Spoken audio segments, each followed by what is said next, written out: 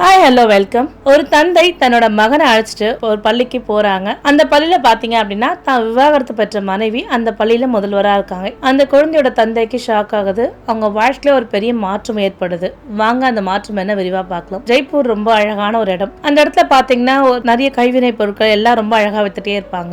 அந்த இடத்துல பாத்தீங்கன்னா ஆதித்யா ஒருத்தர் வாழ்ந்துட்டு இருக்காரு. அவர் சமூகத்துல நிறைய பேருக்கு தெரிஞ்சவர். ஆதித்யாவுக்கு ஒரு குழந்தை இருக்கு, ஆரவ். ஆரவுக்கு வயசு 6 ஆகுது. ஆரவ் ஜெய்ப்பூர்ல உள்ள மிக பிரபலமான ஸ்கூல்ல படிக்கணும்னு ஆசைப்படுறான். அதனால ஆதித்யவர்மா என்ன பண்றாரு, ஆரவ் அந்த ஸ்கூல்ல படிக்கிறதுக்காக கூட்டிட்டு போறாரு. அந்த ஸ்கூல்ல சேர்றதுக்கு நேர்காணல் இருக்கு. அப்ப ஆதித்யா யோசனை பண்றான், நம்ம குழந்தை அந்த இடத்துல நேர்காணல் ஜெயிச்சிருமா, நம் குழந்தைக்கு சீட்டு கிடைச்சிருமா அப்படின்னு சொல்லிட்டு ஒரே யோசனையோட போயிட்டே இருக்காரு. ஏன்னா ஆதித்யாவுக்கு ஒரு பதட்டமாவே இருக்கு. குழந்தைக்கு அந்த இடத்துல கிடைக்கலன்னா குழந்தை ரொம்ப வருத்தப்படுமே, நம்ம என்ன செய்யறது அப்படின்னு ஒரே யோசனையா போயிட்டு இருக்கு. இருந்தாலும் ஆதித்யாவுக்கு இல்ல, நம்மளோட குழந்தை அறிவான குழந்தை, கண்டிப்பா அதனோட நேர்காணல கண்டிப்பா கிளியர் பண்றான்னு நம்பிக்கையில கூட்டிட்டு போறாரு. ஆராவும் ஆதித்யாவும் ஸ்கூல் வாசலுக்குள்ள போறாங்க. வாசலுக்குள்ள போனே ரிசப்ஷன்ல ஒருத்தவங்க உட்கார்ந்துட்டு இருக்காங்க, போன் பேசிட்டு இருக்காங்க. அவங்க கிட்ட கேக்குறாங்க, மேம் இந்த மாதிரி நாங்க ஸ்கூல் அட்மிஷன்ஸ்க்காக வந்திருக்கோம் அப்படின்றாங்க. அப்ப ரிசப்ஷன் உள்ள பெண் என்ன பண்றாங்கன்னா, இன்டர்காம் மூலமா தலைமை ஆசிரியர் கால் பண்றாங்க. கால் பண்ணிட்டு வர சொல்லி சொல்றாங்க. அவங்க பேர் அனன்யா, நீங்க தலைமை ஆசிரியர் செகண்ட் ஃப்ளோர் இருக்காங்க, போய் பாருங்க அப்படின்னு ரிசப்ஷன் சொல்றாங்க. இந்த அனன்யான் பேரை கேட்ட உடனே ஆதித்யாவுக்கு ஒரே அதிர்ச்சியா இருக்கு. பழைய கால நினைவுகள் எல்லாமே வந்துருச்சு. ஏன்னா ஒரு 7 வருஷத்துக்கு முன்னாடி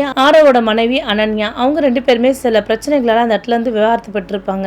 தேவையில்லாத ஒரு பிரச்சனையா இருந்திருக்கும். இந்த அனன்யான் பேரை கேட்டினா ஆதித்யாவுக்கு பழைய நினைவுகள் எல்லாம் வந்துருச்சு. அந்த நினைவுகளோட போயிட்டே இருக்கான். அப்ப நான் மனசுக்குள்ள நினைக்கிறேன், கண்டிப்பா தன்னோட மனைவி அனன்யாவா இருக்காது, இது தலைமை ஆசிரியர் இல்லையா, நான் வேற ஒருத்தவங்க தான் இருப்பாங்கன்ற எண்ணத்தோடவே என்ன பண்றான், அந்த பழைய நினைவுகளோட ஆரவு கூட்டிட்டு நடந்துட்டு போயிட்டே இருக்கான். செகண்ட் ஃப்ளோர் போறான். நிசப்தமா இருக்கு, எந்த ஒரு சத்தமும் கிடையாது. கடைசியா இருக்கு. அவங்க ஆரவும் ஆதித்யாவும் கொஞ்சம் தூரம் நடக்கிற மாதிரியே இருக்கு. அதுல ஹெட் மிஸ்டர்ஸ் அனன்யான்னு சொல்லிட்டு போர்ட் போட்டிருக்கு. இதை பார்த்த உடனே ஆதித்யாவுக்கு ஒரே மனசு படபடக்குது. அவனோட 7 வருட காலம் அவனுக்கு வாழ்க்கையில வந்து முன்ன நின்று போகுது. கண்டிப்பா அந்த அனன்யாவா இருக்கக்கூடாதுன்ற எண்ணத்தோட எக்ஸ்கியூஸ் மீன் கேட்டு உள்ள போறான். உள்ள போன ஆதித்யாவுக்கு அதிர்ச்சி தான் இருந்துச்சு. ஏன்னா அவன் விவாகரத்து பெற்ற மனைவி தான் அந்த இடத்துல தலைமை ஆசிரியா உட்கார்ந்துட்டு இருக்காங்க. இதை பார்த்த உடனே அனன்யாவுக்கும் ஒரே அதிர்ச்சி. ஏன்னா அனன்யா ஒரு டாக்குமெண்ட்ஸை பார்த்துட்டே இருப்பாங்க. அனன்யாவுக்கும் ஆதித்யா பார்த்த உடனே ஒரே அதிர்ச்சி ஆடுறாங்க. டாக்குமெண்ட்ஸ் அவங்கள அறியாமலே கை தழுவி கீழே விழுந்துருது. அந்த அளவுக்கு அவங்க 2 பேருமே ஷாக் ஆகுறாங்க. உள்ள ஆதித்யா உட்காடுறான். சேர்ல உட்காந்தோட ஒரு பதட்டம் நடுக்கம் எல்லாம் வந்திருக்கு. ஆனா நம்ம யாரை பார்க்கவே கூடாதுன்னு நினைச்சோமோ அவங்களும்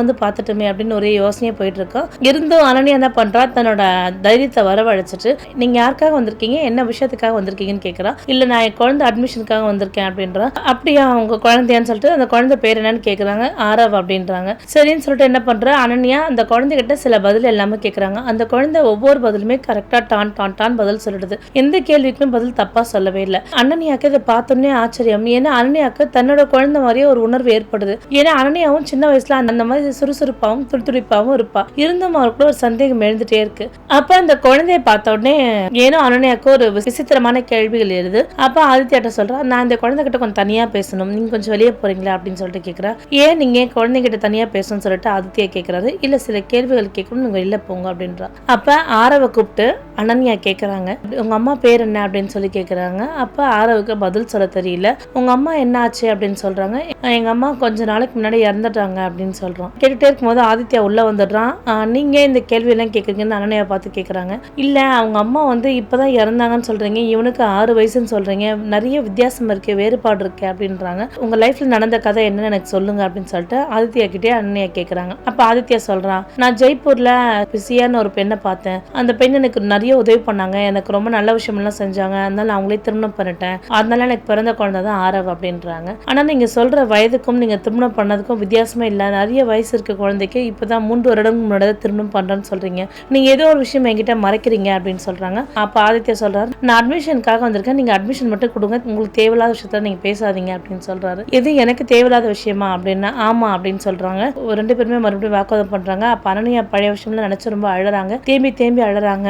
ஆதித்யா பார்த்தோன்னே அனன்யாக்கு தான் முதல்ல காதல் வயப்பட்டதும், தான் திருமணம் பண்ணதும், திருமண வாழ்க்கையில சந்தோஷமா வாழ்ந்ததும், இது எல்லாமே அனன்யா கண்ணுக்கு முன்னாடி வந்து போகுது. நம்ம வாழ்க்கை இவ்வளவு நல்லா ஆரம்பிச்சது, ஒரு ராத்திரில இந்த வாழ்க்கையை முடிச்சுட்டு வந்துட்டோமேன்னு சொல்லிட்டு அனன்யா வேதனைப்படுறா, வருத்தப்படுறா. அது மட்டும் இல்லாம அனன்யா தன் கணவர் விட்டு பிரிஞ்சு வரும்போது கர்ப்பமா வர இருந்திருப்பாங்க. அந்த கர்ப்பமான விஷயத்த தன் கணவர்கிட்ட சொல்லியே இருக்க மாட்டாங்க. தானே தான் குழந்தைய வளர்த்துக்கணும்னு நினைச்சிட்டு இருப்பாங்க. அந்த ஞாபகம் எல்லாமே அனன்யாவை ரொம்ப டிஸ்டர்ப் பண்ணிட்டே இருக்க. அனன்யாவுக்கு நிறைய ஆதித்யா பத்தி தெரிஞ்சுக்கணும்னு ஒரு எண்ணம் வந்துருச்சு. அப்ப அப்ப ஆதித்யா பத்தி கேட்டனா ஆதித்யா வந்து நிறைய சொல்ல விருப்பம் இல்லாம வந்துட்டு இருக்கு. மறுபடியும் வந்து அனன்யா நீ நிறைய விஷயம் கேள்வி கேட்டுட்டே இருக்கும்போது நம்ம பிரிஞ்சது ஞாபகம் இருக்கு ஆதித்யா, உங்களுக்கு ஏன் பிரிஞ்சோ என்னன்னு தெரியுமா அப்படின்றாரு. அப்ப ஆதித்யா சொல்றாரு, நான் வந்து எந்த ஒரு விதமான தப்பும் செய்யல, எனக்கு அந்த பெண் வந்து உறவினர் பெண், அந்த பெண் வந்து எனக்கு ஏதோ பிரச்சனை இருந்தாங்க, எனக்கு வந்து ஹோட்டல்ல ரூம் போட்டு கொடுங்க, நான் இந்த ஜெய்ப்பூர் நகரத்துக்கு புதுசா இருக்கேன் அப்படின்னு சொன்னாங்க. நான் அந்த ஜெய்ப்பூர் நகரத்துக்கு புதுசா இருக்கவே நான் போய் ஹோட்டல்ல போய் ரூம் போட்டு கொடுத்துட்டு வந்தேன். ஆனா அதுவும் உன் பார்வைக்கு தப்பா நடந்துருச்சு, என்ன ஆச்சு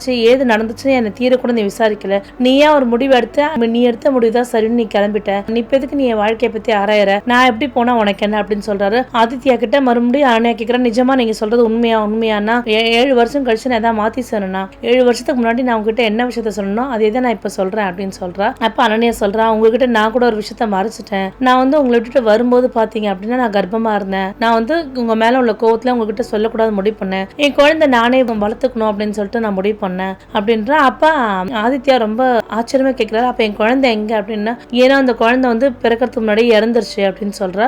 ஆதித்யாக்கு இன்னும் அனன்யா மேல கோவம் வருது. நீ இந்த விஷயத்த சொல்லியிருந்தனா நம்ம உடனே சேர்ந்திருக்கலாம், ஆனா நீ உன்னோட ஆணவத்தாலும் கர்வத்தாலும் இதை நீ சொல்லாம விட்டுட்ட, இப்ப பாரு எந்த நிலைமை கொண்டு வந்து நின்று இருக்க பாரு அப்படின்றாங்க. அப்ப அனன்யா வருத்தப்படுறா, அழுவுறா, வேதனைப்படுறா. ஆரவ பார்க்கும் போதெல்லாம் வந்து அனன்யாவுக்கு தான் சின்ன வயசுல எப்படி இருந்தனோ அதை பாக்குற மாதிரியே ஒரு ஃபீல் இருக்கு. அப்ப அழுதுட்டே இருக்கா, வருத்தப்படுறா. இருந்தாலும் ஆரவ பார்க்க அவளுக்கு வந்து இது தன்னுடைய குழந்தை தன்னுடைய மனசாட்சி சொல்ற மாதிரி ஒரு எண்ணம் அனன்யா மனசுக்குள்ள ஓடிட்டே இருக்கு. அப்ப என்ன நினைக்கிறா, சரி நம்ம ஏன் அந்த ஹாஸ்பிட்டல் கால் பண்ணி கேட்க கூடாதுன்னு சொல்லிட்டு என்ன பண்றா, குடுகுடுன்னு போறா, தன்னோட போன் எடுக்கிறா, ஹாஸ்பிட்டல் உள்ள நம்பர் கால் பண்றா, நான் டாக்டர் மேத்தாட்ட பேசணும் அப்படின்னு சொல்லிட்டு கேட்கறாங்க. டாக்டர் மேத்தாவும் 30 மினிட்ஸ் கழிச்சு மறுபடியும் கனெக்ட் ஆகுறாங்க. நான் அனன்யா பேசுறேன், டாக்டர் மேத்தா தானே அப்படின்னு சொல்லிட்டு அனன்யா கேட்கறாங்க. டாக்டர் மேத்தா என்ன பண்றாங்க, மறுபக்கத்துல இருந்து ஆமா நான் டாக்டர் மேத்தா தான் சொல்றேன் அப்படின்றாங்க. நான் வந்து அனன்யா, நான் ஜெய்ப்பூர்ல இருந்து பேசுறேன், நீங்க வந்து எனக்கு டெலிவரி பாத்தீங்க, டெலிவரி பார்க்கும் போதே என் குழந்தை இறந்துச்சுன்னு ஒரு விஷயம் சொன்னீங்க, எனக்கு இந்த மாதிரி என் குழந்தை இறக்கலன்னு என் மனசு தோணிட்டே இருக்கு, தயவு செய்து உண்மையை சொல்லுங்க, ஏதாவது என் குழந்தை உயிரோடு இருந்ததா என்னன்னு சொல்லுங்க அப்படின்னு சொல்லிட்டு கேட்கிறா. அங்க டாக்டருமே ஒரு ஸ்டன்னா இருக்காங்க, ஒண்ணுமே சொல்லாம அமைதியா இருக்காங்க. அப்ப அனன்யா வந்து அழறா, தயவு செய்து உண்மையை சொல்லுங்கன்னு சொல்லிட்டு ரொம்ப நேரம் அழுதுட்டே இருக்கான். கிட்டத்தட்ட ஒரு 10 நிமிடமா போன்ல அமைதியா நினைவிட்டு இருக்கு, ஒண்ணுமே புரியாம இருக்கு. அப்ப அனன்யா கிட்ட இருந்து மறுபடியும் டாக்டர் மேத்தா பேசுறாங்க. டாக்டர் மேத்தா பேசுறேன், நான் பேசுறது உங்களுக்கு கேக்குதா அப்படின்னா, கேக்குது, தயவு செய்து உண்மையை சொல்லுங்க, என் குழந்தை பிறக்கும் போது பிறந்ததா எனக்கு சொல்லுங்க அப்படின்றான். இல்ல உங்க குழந்தை வந்து நல்லா ஆரோக்கியமா இருந்தது, நல்லா இருந்தது உங்க குழந்தை, ஆனா உங்க குடும்பத்தாருக்கு ஏன்னா உங்க குழந்தைய பிடிக்கல, அது மட்டும் இல்லாம நீங்க உடல்நிலை ரொம்ப பாதிக்கப்பட்டிருந்தீங்க, மனசளவுலயும் ரொம்ப பாதிக்கப்பட்டிருந்தீங்க, உங்களால ஒரு குழந்தைய வளர்க்குற அளவுக்கு ஒரு தெம்பு இல்லை உங்க மனசுலயும் சரி உடல்லயும் சரி, அதனால உங்க குடும்பத்தார் என்ன பண்ணுங்க, அனன்யா கிட்ட குழந்தை இறந்தே பிறந்துச்சுன்னு சொல்லுங்க, அப்பதான் அனன்யா வாழ்க்கை நல்லா இருக்கும் அப்படின்னு சொன்னாங்க, அதனாலதான் உங்க வாழ்க்கை நல்லா இருக்கணும்ன்றக்காக உங்க அண்ணன் தான் அப்படி சொல்ல சொன்னாரு அப்படின்றாங்க. இதை கேட்ட உடனே அனன்யா தேம்பி அழறா, தவிக்கிறா, துடிக்கிறா. அனன்யா கேட்கிறா, அப்ப என்னோட குழந்தை என்னாச்சு ஏதாச்சு அப்படின்னு சொல்லி கேட்கறான். உங்க குழந்தைய வந்து அநாத ஆசிரமத்துல சேர்த்துட்டோம் அப்படின்றா. என்னது அநாத ஆசிரமத்துல சேர்த்துட்டீங்களா, நீங்க என்கிட்ட ஒரு வார்த்தை கூட சொல்லல அப்படின்னாங்க. உங்க குடும்பத்துல உள்ள எல்லாருமே இப்படி சொல்லி எங்களை வற்புறுத்துறாங்க, அதனால நாங்க செஞ்சுட்டோம், அந்த குழந்தைய பத்தி வேற எந்த ஒரு விஷயமும் எனக்கு தெரியாது அப்படின்றாங்க. அனன்யா தேம்பி அழறா, என் பிறந்த குழந்தைய 7 வருட காலமா நான் வந்து தொலைச்சிட்டு நிக்கிறேனே, என் குழந்தை நல்லா பிறந்திருக்கு, அந்த குழந்தை நான் பிரிஞ்சிருக்கேன்னு சொல்லிட்டு வருத்தப்படுறா, வேதனைப்படுறா. அப்ப என்ன பண்றா, ஆதித்யாவும் ஆரவும் அந்த இடத்த விட்டு கிளம்பிடுவாங்க வீட்டுக்கு கிளம்புறதுக்காக. அப்ப பின்னாடியே என்ன பண்றா, கிடுகிடுன்னு ஓடி போறா. ஆதித்யாவும் ஆரவும் கார் எடுக்கிறாங்க. அப்ப பின்னாடியே வந்து ஆதித்யான்னு சொல்லிட்டு கத்திட்டே வரா. கத்திட்டே வந்தோடனே சொல்றா, ஆதி உங்ககிட்ட கர்ப்பமா இருக்க விஷயத்த மறைச்சு நீங்க கோவப்பட்டீங்கல்ல, நான் அந்த ஹாஸ்பிட்டலுக்கே எனக்கு கால் பண்ணேன், எனக்கு வந்து ஆரவ் பார்த்து ஆதித்யாட்ட சொல்றா, எனக்கு ஆரவ் பார்க்கும்போது ஆரவ் நான் சின்ன வயசுல எப்படி இருந்தனோ அந்த மாதிரியே பேசுறான், அந்த மாதிரி எல்லாம் செய்யறான், எனக்கு ஆரவ் என்னோட குழந்தையா இருக்கும்போது தோணிட்டே இருக்கு அப்படின்றா. எனக்கு வந்து நான் இப்ப டாக்டர்கிட்ட கால் பண்ணி கேட்டேன், எனக்கு குழந்தை நல்லபடியா தான் பிறந்திருக்கு, என் குடும்பத்தினர் தான் என்ன பண்ணிருக்காங்க, நான் குழந்தைய வளர்க்குற நிலைமை இல்லைன்றதால அந்த குழந்தையில ஜெய்ப்பூர் உள்ள அநாத ஆசிரமத்துல கொடுக்க சொல்லிட்டாங்கன்னு சொன்னாங்க டாக்டர் அப்படின்றான்.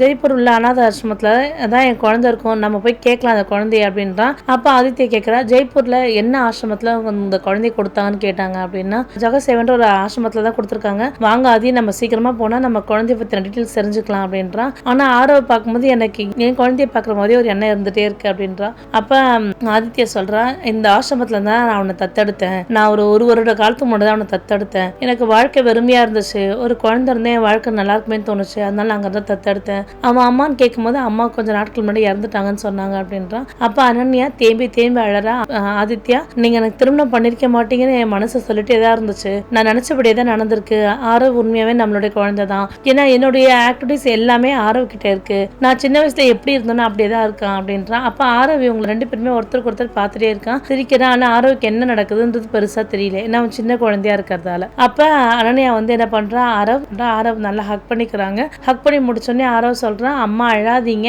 ஏன் அழறீங்க, யாரும் அழக்கூடாது அப்படின்றாங்க. நீங்க எங்க வீட்டுக்கு வரீங்கன்னா எங்க அப்பா நல்லா சமைச்சு கொடுப்பாரு அப்படின்னு சொல்லிட்டு அந்த குழந்தை சொல்லுது. இதை கேட்ட உடனே அனன்யாவுக்கு வந்து அழுக ரொம்ப அதிகமா வந்தது. அழுதுட்டே இருக்கா. அப்ப அனன்யா வந்து ஆதி கிட்ட மன்னிப்பு கேட்கிறா. ஆதி, நான் உங்களுக்கு செஞ்ச விஷயம் எல்லாம் என்னோட ஆணவத்தாலும் அகம்பாவத்தாலும் நான் உங்களுக்கு செஞ்ச விஷயம் எல்லாம் ரொம்ப தப்பான விஷயம். தயவு செய்து என்னை மன்னிச்சிருங்க. இனி நான் என் குழந்தையோட ரொம்ப சந்தோஷமா வாழ்க்கை வாழணும்னு நினைக்கிறேன். எனக்கு ஒரு வாய்ப்பு கொடுங்க. உங்க கூட ஒரு நல்ல மனைவியாவும் ஒரு நல்ல தாயாவும் என் குழந்தைக்கு நான் இருக்கணும்னு விருப்பப்படுறேன். தயவுசெய்து எனக்கு ஒரு வாய்ப்பு கொடுங்க அப்படின்னு சொல்லிட்டு கேட்குறாங்க. ஆதியாலையும் அனன்யாவை மறக்கவே முடியல. ஏன்னா 2 பேருமே லவ் மேரேஜ் பண்ணிக்கிட்டவங்க. அதனால 2 பேருமே ஒருத்தருக்கு ஒருத்தர் இன்னும் மனசு அளவில் விரும்பிட்டே தான் இருக்காங்க. அப்போ ஆதி சொல்றாரு, எனக்கும் நீ இல்லாமல் ரொம்ப கஷ்டமா தான் இருந்துச்சு. எனக்கு என்னன்னா உன் கூட வாழ்ந்த நல்ல நாட்கள், நல்ல நினைவுகள், அதை மட்டும் நான் மனசுல வச்சுக்கிட்டேன். அதனால தான் என் வாழ்க்கை இந்த அளவுக்கு நான் ஓட்டிட்டே இருந்தேன். எனக்கும் நீ இல்லாமல் ரொம்ப கஷ்டமா தான் இருந்துச்சு. இனியாவது நம்ம குழந்தையா நம்ம 2 பேருமே சேர்ந்து நல்லா வளர்ப்போம் அப்படின்னு சொல்றா. சரிங்க அப்படின்னு சொல்லிட்டு அனன்யாவும் மன்னிப்பு கேட்கிறா, ஆதித்யாவும் மன்னிப்பு கேட்கிறா. இவங்க 2 பேரும் இணைந்து என்ன பண்றாங்க, ஆரவ் என்ற குழந்தைய நல்லபடியா பாத்துக்கிறாங்க. அதாவது யார் என்ன இதுனே தெரியாம அந்த ஸ்கூலுக்கு வந்தாங்க ஆதித்யாவும் ஆரவும். ஆனா அந்த ஸ்கூலை விட்டு போகும்போது ஆதித்யாவுக்கு நல்ல மனைவியும் ஆரவுக்கு ஒரு நல்ல அம்மாவும் கிடைச்சிருக்காங்க. விதி பாருங்க, 7 ஆண்டுகளா இவங்களை பிரிய வச்சிருந்தது. 7 ஆண்டுகளுக்கு பிறகுதான் சேரணும்னு விதி இருந்திருக்கு போல. 7 ஆண்டுகளுக்கு பிறகு சேர்ந்துட்டாங்க. சேர்ந்து அவங்க குடும்பமா ரொம்ப சந்தோஷமா வாழ்க்கை தொடங்க ஆரம்பிச்சிட்டாங்க. அதாவது வாழ்க்கையில மாற்றம் ஒன்றே மாறாதது. வாழ்க்கையில எப்ப யாருக்கு எப்படி வேணா மாறலான்றதுக்கு அனன்யாவும் ஆதித்யாவும் ஒரு பெரிய சான்றுன்னு சொல்லலாம். மீண்டும் வேற ஒரு நல்ல கதையில் சந்திக்கிறேன். நன்றி, வணக்கம்.